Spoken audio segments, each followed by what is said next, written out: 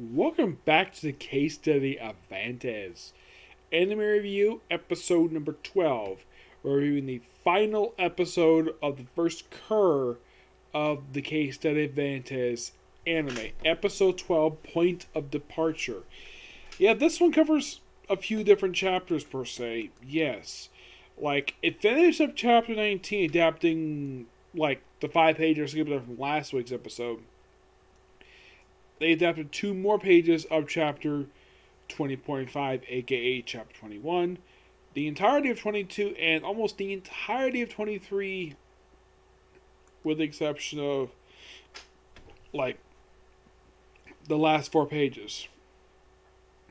Okay, in the case of the stuff skipped over from last week, this actually was sort of integrated in the episode kind of interestingly, where we start off basically with Vanitas finishing up his little date with Genie, and then he goes. This is of course after he ran away from, trying to avoid controversy, and he mentions how did Lukua not realize though she's missing?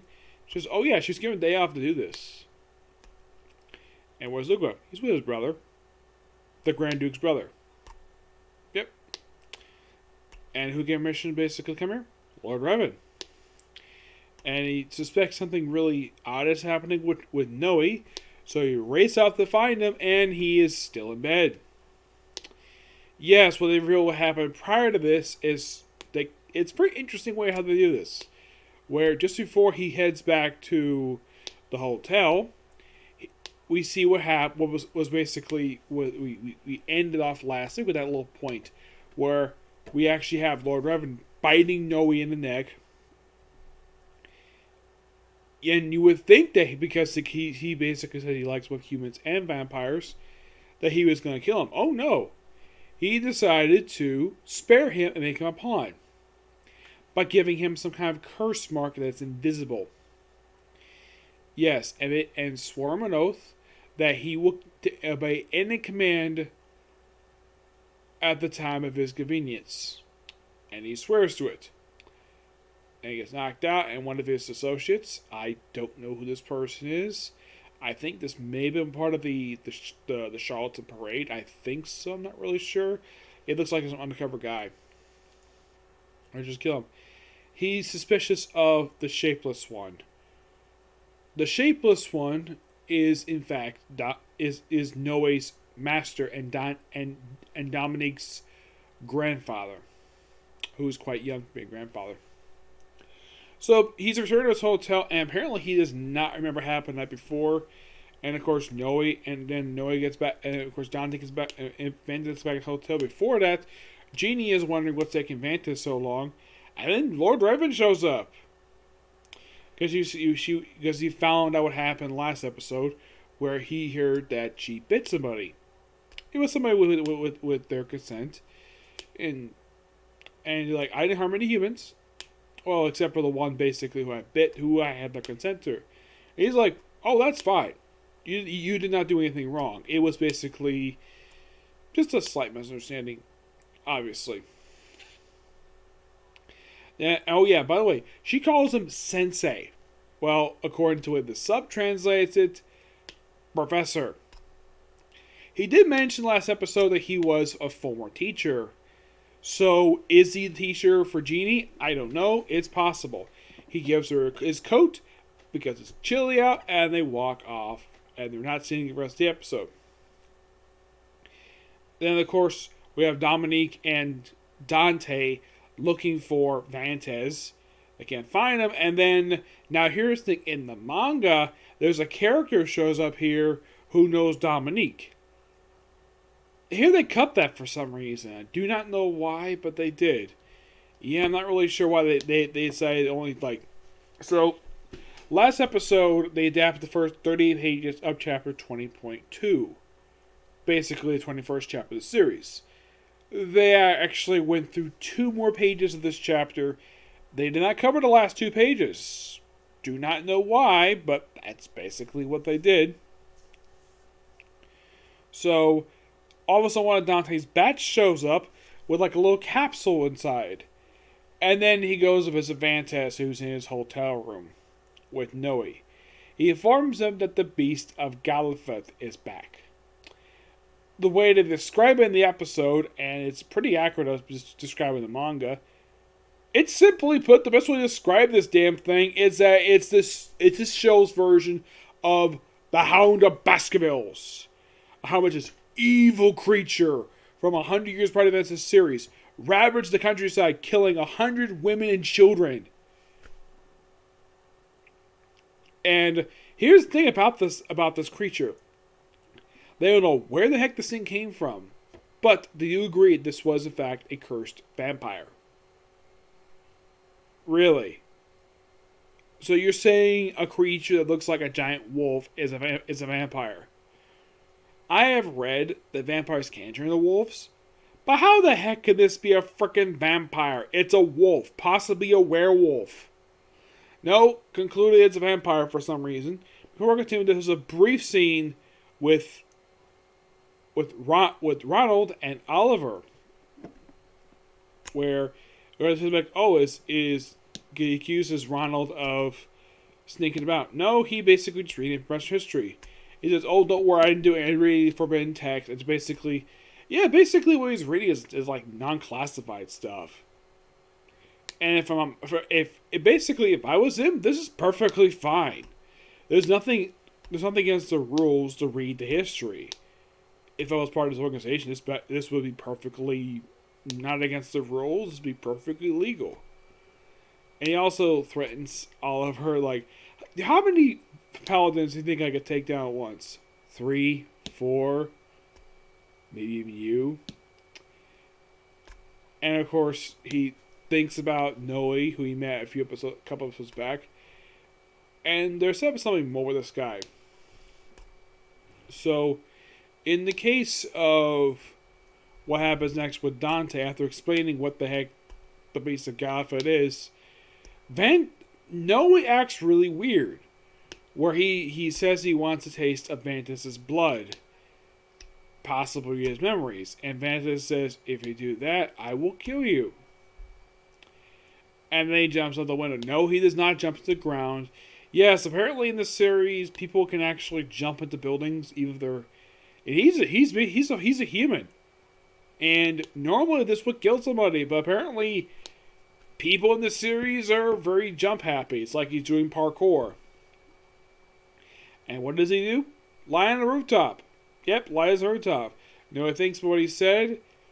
And then, here's something really weird though. They actually play the opening theme song for the show toward the end of the episode.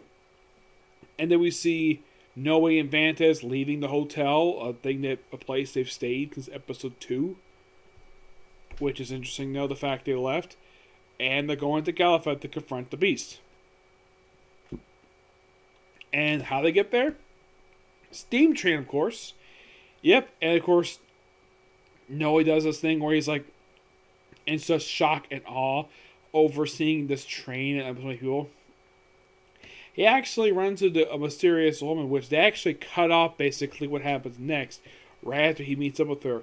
It turns out she's a captain, and it seems as though that they just basically threw this in just to potentially set her up for later. But this is another thing I thought was kind of weird. They actually cut off what happened next. Yeah, twice in a row. Like, we have something here, and they cut it off for, like, no reason. In the case of the other one, they cut off the appearance of a character. This one, they cut off what happened after this.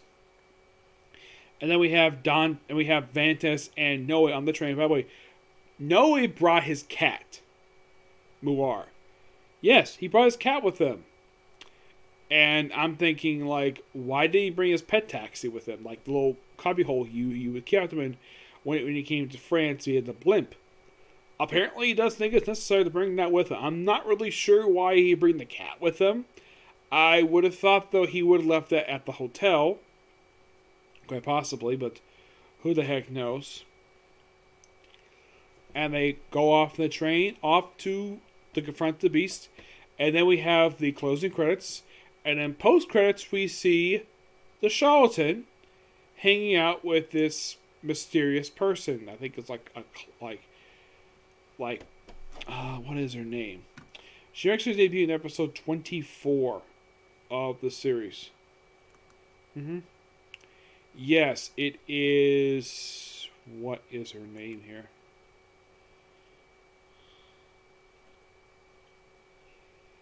Yeah, there's a particular character making a debut in this episode.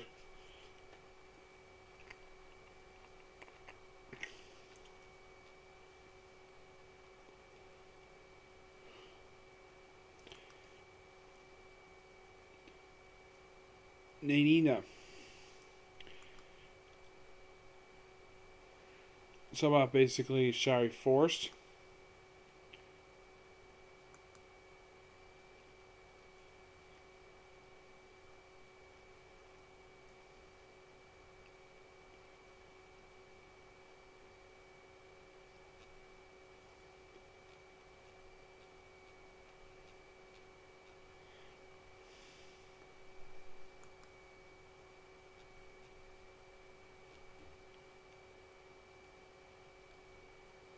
Yeah, that's simply it. So I got the basically stop talking about here, but this was actually a pretty good episode. The only thing I didn't like about it was the fact that they actually have stuff cut off here for like no explained reason. Though it's a minor thing compared to this episode. This episode is really good. I thoroughly enjoyed it.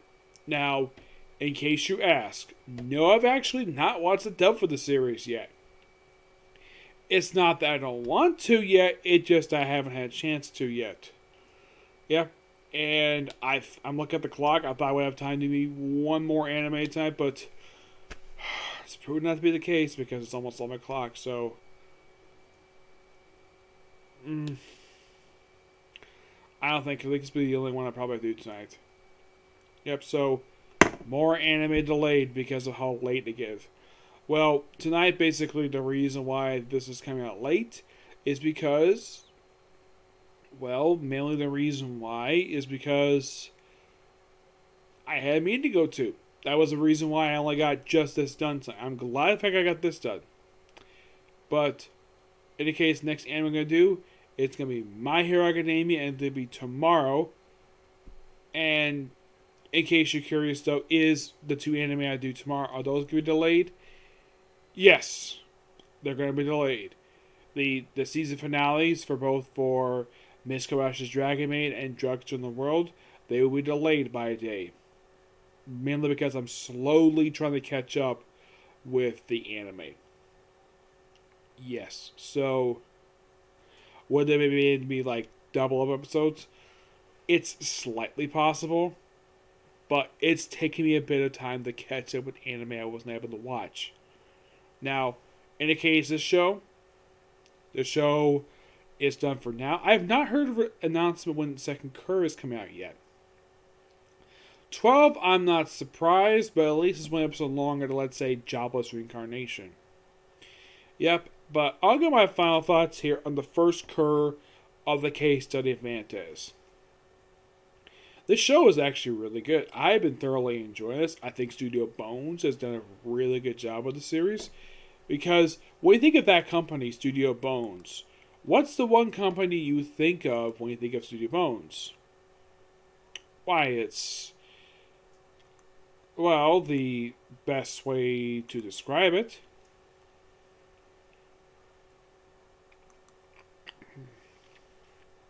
Sweet. Yes, is that. I lost my thought there, but. Yes.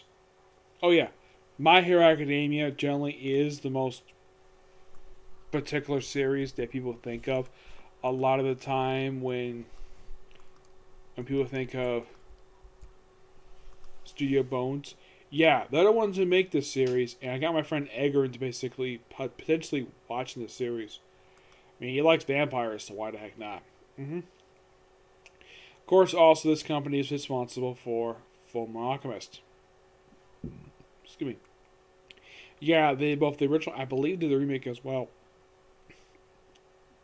They've also done Soul Eater. Soul Eater not. Now I have heard of Snow White and with white hair. I have heard of this one. I've watched a clip of one of the episodes. I don't know which episode it was, but I have watched a clip of it, so at least I kind of know what it is. Oh yeah, they did work on Mob Psych 100. I still haven't watched the show yet. No, I haven't. But yeah, it seems like the highest profile show of this company is My Hero Academia. Yes, and I'm thinking, that's interesting. Yeah, for a company that has only been around for 22 years. And the thing is, the first show that came out was back in 2000. Yeah, roughly 2 years after the company started. Mm-hmm.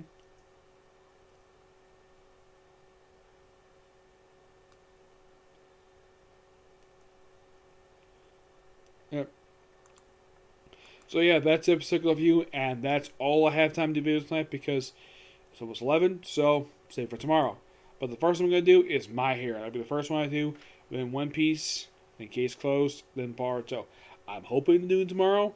It's possible, but it all depends on timing. If I don't get time tomorrow to do all four, I'll do maybe like 2 of them tomorrow, and I'll possibly be finally caught up with all these anime by Thursday. Yes, by Thursday, I'll be finally caught up with everything. Okay, next video. Bye.